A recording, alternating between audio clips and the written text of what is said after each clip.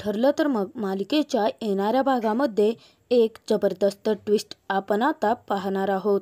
मालिकेमध्ये अर्जुन आता शिवानीला कोर्टात सर्वांसमोर घेऊन येत साक्षीचा पर्दाफाश करणार असतो। तर त्याचबरोबर आता शिवानीच्या साक्षीमुळे मधुभाऊंच्या केसला एक वेगळीच दिशा लागणार असते। तर साक्षी आता या केसमध्ये जबरदस्त अडकलेली असते। अर्जुनने अखेर आता 2 पुराव्यांचा धमाका करत शिवानीला कोर्टात आणून जज साहेबांसमोर सत्याचा उलगडा केलेला असतो। तर आता चिडलेला चैतन्य डायरेक्ट कोर्टासमोरच आता साक्षीचे असलेले सगळे संबंध तोडून टाकणार असतो।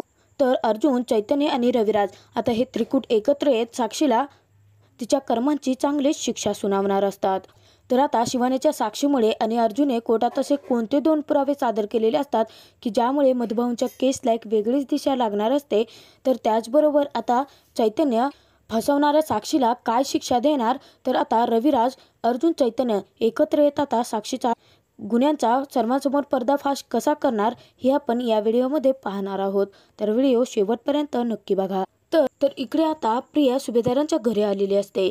तर तिथे अर्जुन आता फोनवरती बोलत असतो। जेव्हा अर्जुन प्रियाला पाहतो तेव्हा त्याच्या लक्षात येतं की जर आता प्रियाने शिवानीला पाहिलं तर खूप मोठा राडा होऊन बसेल। आणि अर्जुन मुद्दामच आता मोठ्याने तन्वी तन्वी अशी हाक मारत सायलीला धोक्याचा इशारा देऊन सावध करतो। तर आता सायली शिवानीला घेऊन रूमकडे निघालेली असते। इतक्यातच आता प्रिया अर्जुनचं काहीच न ऐकता डायरेक्ट घरामध्ये जाते। तेव्हा आता थोडंफार शिवानीचा चेहरा प्रियाने पाहिलेला असतो। तर प्रिया विचार करते की ही मुलगी कोण आहे, हिचा आवाज तर मी आधीच ऐकल्यासारखं वाटतंय। तेव्हा आता प्रियाच्या डोक्यात ट्यूब पेटते आणि प्रियाला लक्षात येतं की ही तर शिवानी जाधव आहे, जिने साक्षीच्या बाजूने कोर्टात खोटी साक्ष दिली होती। परंतु प्रिया परत दुसरा विचार करते की आता ही इथे सुभेदारांच्या घरात कशासाठी येईल। परंतु आता प्रिया विचार करते की नाही, अर्जुनचा काही नेम नाही। अर्जुन आता कोर्टात कोणता पुरावा सादर करणार आहे हे मला बघावंच लागेल आणि ही मुलगी कोण आहे ते सुद्धा। तर आता प्रिया मुद्दाम अस्मिताला घोळात घेते आणि विचारते की काय ग अस्मिता, ती काल तुमच्या घरी सायलीची आलेली मैत्रीण आश्रमातली आहे ना, मग तिचं नाव काय आहे? तेव्हा अस्मिता म्हणते तिचं नाव होय श्वेता आहे। तेव्हा आता प्रिया म्हणते की काय श्वेता? तेव्हा प्रिया विचार करते की अशा नावाची तर मुलगी आमच्या आश्रमात तर नव्हती, मग ही कोण आहे? तेव्हा आता प्रियाला सायलीच्या अर्जुनवरती संशय आलेला असतो आणि प्रिया विचार करते की नक्कीच ती शिवानी जाधव तर नाही आहे ना। तेव्हा आता प्रियाला खात्री करून घ्यायची असते म्हणून प्रिया मुद्दाम हॉलमध्ये येते। तर लगेचच आता सायली तिला थांबवते आणि विचारते तन्वी, प्रिया तू अचानक इथे घरी कशी काय आलीस? तुला कोर्टामध्ये जायचं नाही आहे का? हजर व्हावं लागेल ना आज? तेव्हा आता प्रिया म्हणते की काय आहे ना, म्हणजे मला इथे आपल्या आश्रमातली एक मुलगी आल्याचं समजलं, मग मला वाटलं की चला आपण पण भेटून घेऊया म्हणून मी इथे आले। तेव्हा आता प्रिया विचारते की सायली काय ग, कोण आलं आहे? तेव्हा आता सायली पुढे काहीच बोलत नाही। अर्जुन सुद्धा घाबरलेला असतो। तर कल्पना लगेच म्हणते की अगं तन्वी, तुमच्या दोघींची मैत्रीण आश्रमातली मुलगी म्हणजे श्वेता आली आहे। तेव्हा आता प्रिया म्हणते श्वेता, परंतु मामी या नावाची कुठलीच मैत्रीण आमच्या आश्रमात तर नव्हती, मग सायली कुठल्या मैत्रिणीबद्दल बोलते? तेव्हा आता कल्पनाला जरासा धक्काच बसतो आणि कल्पना विचारते हो का सायली, आता तन्वी असं म्हणते म्हटल्यानंतर ती मुलगी नक्की कोण आहे?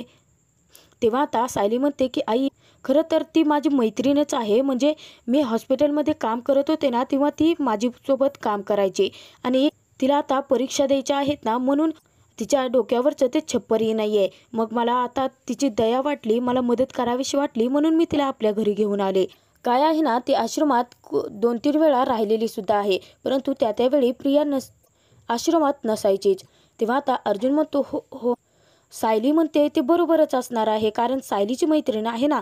अगं तन्वी, तुझी आणि तिची ओळखच नसेल। परंतु प्रिया आता म्हणायला लागते की परंतु सायली, अगं तुझी मैत्रीण आहे म्हटल्यानंतर मला भेटायला आवडेल तिला। तेव्हा आता अर्जुन म्हणतो कशाला? तर अर्जुन म्हणतो नाही म्हणजे ती अभ्यास करते, वरी तिची एक्झाम आहे, तिची सगळी तयारी चालू आहे, तू उगाचच कशाला डिस्टर्ब करते तिला? तर अर्जुन आणि सायली दोघांनी आता शिवानीला लपवायचं असतं। परंतु प्रिया मनामध्ये विचार करते की अर्जुन, मला माहिती आहे की तुमच्या दोघांची धडपड ही कशासाठी चालू आहे, म्हणजे माझ्या डोक्यात ज्या मुलीबद्दल संशय आला आहे नक्कीच तीच मुलगी असणार आहे। तुम्ही दोघं आता शिवानी जाधव हाच खूप मोठा पुरावा कोर्टात हजर करणार आहात। तर कल्पना सुद्धा म्हणते की अगं तन्वी, पुन्हाही तुझी वाट पाहत आहेत, त्यांच्याशी जाऊन गप्पा मार की, असंही श्वेता काय परत तुला भेटेलच। तेव्हा आता प्रियाकडे नाईलाज असतो आणि प्रिया म्हणते की ठीक आहे मामी, परंतु प्रियाचं लक्ष नसतं. तर इकडे आता अर्जुन सायली दोघेही खूप टेन्शनमध्ये आलेले असतात. जर प्रियाने शिवानीला पाहिलं तर साक्षीला फोन करून अलर्ट करू शकते आणि साक्षी आता रस्त्याच्या मध्येच कोर्टात पोहोचण्याआधीच काही ना काही दगाफटकाही करू शकते. त्यामुळे अर्जुन सायली खूप घाबरलेले असतात. तर तिथे आता सायली म्हणते की 1 मिनिट सर, माझ्या डोक्यात ना एक आयडिया आहे. म्हणजे एक काम करा, तुम्ही खालती जा आणि खालती जाऊन प्रियाला ना बोलण्यामध्ये गुंतवा. काहीतरी इकडचे तिकडचे विषय काढा आणि तिला बोलण्यामध्ये गुंतवा. मग मी काय करेल, हळूच आता शिवानीला मागच्या दारातून बाहेर कारपर्यंत पोहोचवेन आणि त्यानंतर मी तुमच्यासोबत आता कोर्टात जाण्याचं नाटक करेन. म्हणजे प्रियाला कसल्याच आपल्यावरती संशय येणार नाही आणि आपण शिवानीला कोर्टातही घेऊन जाऊ शकतो. तेव्हा आता अर्जुन म्हणतो फंटॅस्टिक मिसेस सायली, ही आयडिया माझ्या डोक्यात कशी काय आली नाही. तेव्हा आता अर्जुन पटकन खालती जातो आणि प्रियाला बोलायला लागलेला असतो. आता इकडचे तिकडचे विषय काढून लहानपणीच्या आठवणी काढून आता प्रियाला अर्जुन बोलण्यात गुंतवतो. तेव्हा आता सायली संधी साधते आणि शिवानीला घेऊन पटकन मागच्या दारातून पसार होते. तर आता अर्जुनच्या कारमध्ये शिवानीला सायलीने ऑलरेडी लपवलेलं असतं आणि मागच्या दारातून आत येऊन आता सायली मुद्दाम अर्जुनला म्हणते की अहो कोर्टाची सुनावणी आहे ना आज, आपल्याला जावं लागेल. तेव्हा आता प्रिया म्हणते तुम्ही दोघेच जाताय.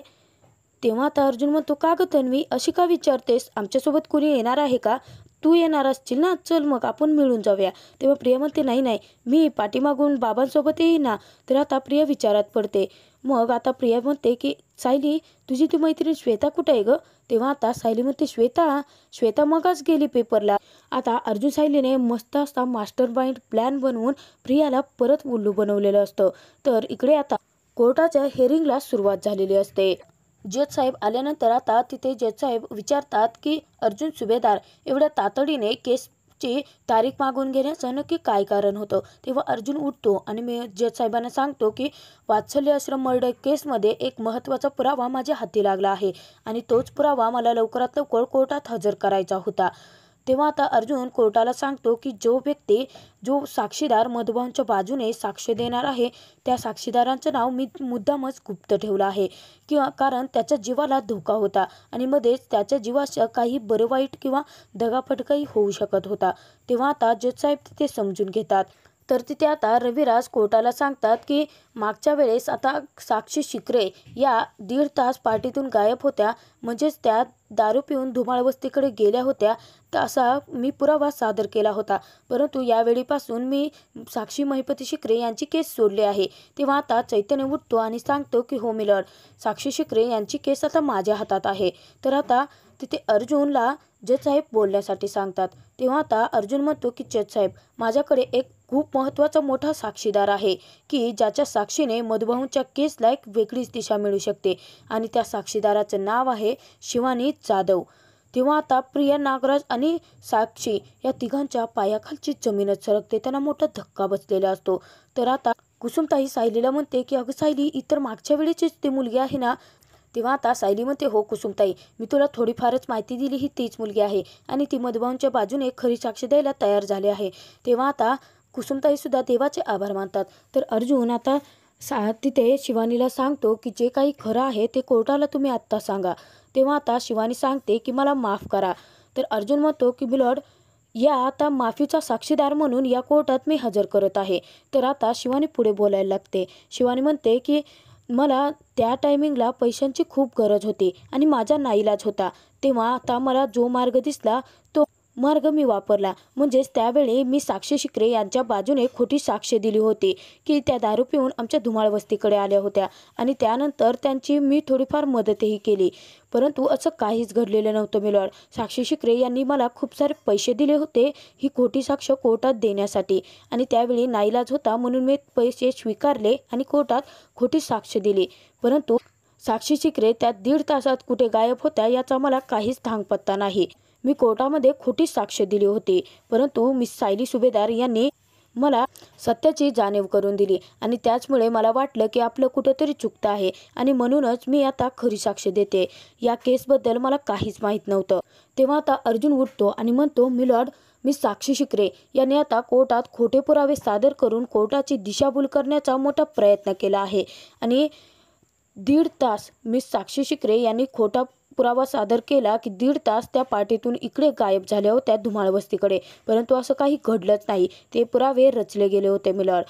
तर एवढंच नाही तर अर्जुन आता स्वतःच्या लॅपटॉपमध्ये ते पुरावे दाखवतो. तर आता अर्जुनने साक्षीचे पुरावे दाखवलेले असतात की साक्षीने कशी आता ते खोटे पुरावे रचण्याची तयारी केली होती. खोटेपणात एक ढोंग रचलं होतं. आणि त्यानंतर एवढंच नाही तर साक्षी शिकरे यांनी शिवानी जाधव यांना कोर्टात खरी साक्ष दिली तर जीवे मारण्याची धमकी सुद्धा दिली होती. आणि तो मेसेज सुद्धा माझ्या हाती लागला आहे. तेव्हा अर्जुनने आता 2-3 पुरावे कोर्टात सादर केलेले असतात. तर अर्जुन पुढे म्हणतो की मी साक्षी शिकरे म्हणजे ते 1.5 तास गायब होऊन वात्सल्य आश्रमात गेल्या आणि तिथे विलासचा खून केला आणि त्यानंतर पार्टीमध्ये सहभागी झाल्या.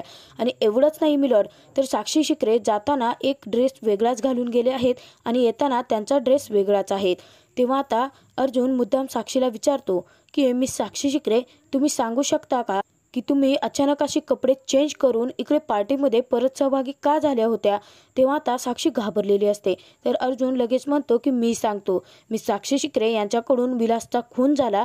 त्या खून झाल्यानंतर त्याचे रक्ताचे डाग कदाचित साक्षी शिकरे यांच्या अंगावरती पडले असतील आणि ते झाकण्यासाठी, ते पुरावे नष्ट करण्यासाठी यांनी कदाचित त्यांचे कपडे जाळले किंवा फेकून दिले असतील आणि तो पुरावा नष्ट करण्याचा एक प्रयत्न केला असेल. म्हणजेच मिलॉर्ड, साक्षी शिकरे 1.5 तास गायब होऊन वात्सल्य आश्रमच्या केसमध्ये म्हणजेच तिथे जाऊन विलासचा खून करणं ही शक्यता नाकारता येत नाही मिलॉर्ड. आता पुढे मी फक्त कोर्टाला एवढंच सांगेन की आता मी कोर्टासमोर मधुभाऊ निर्दोष असल्याचे खूप सारे पुरावे दिले आहेत. तेव्हा आता मधुभाऊंची निर्दोष जामीन का असेना परंतु मुक्तता करावी असं म्हणून अर्जुन खालती बसतो. तर आता चैतन्य रागाने साक्षीकडे पाहत असतो.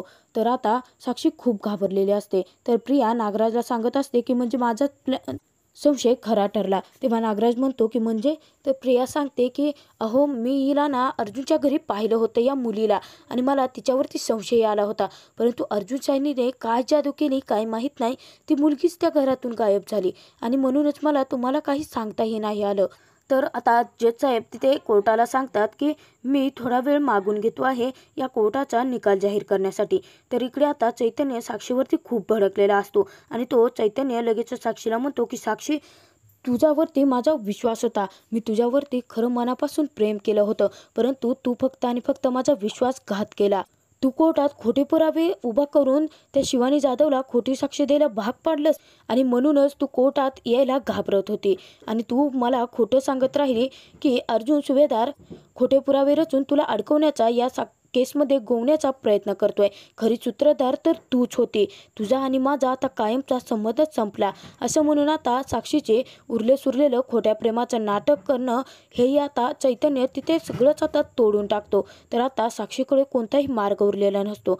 तर तिथे आता अर्जुनने पुरावे सादर करून मधुभाऊ निर्दोष असल्याचं सिद्ध केलेलं असतं. तर आता कोर्ट मधुभाऊंना निर्दोष सिद्ध करणार का आणि साक्षीला त्या गुन्ह्यांची शिक्षा देणार का हे पाहणं खूपच मनोरंजक ठरणार आहे.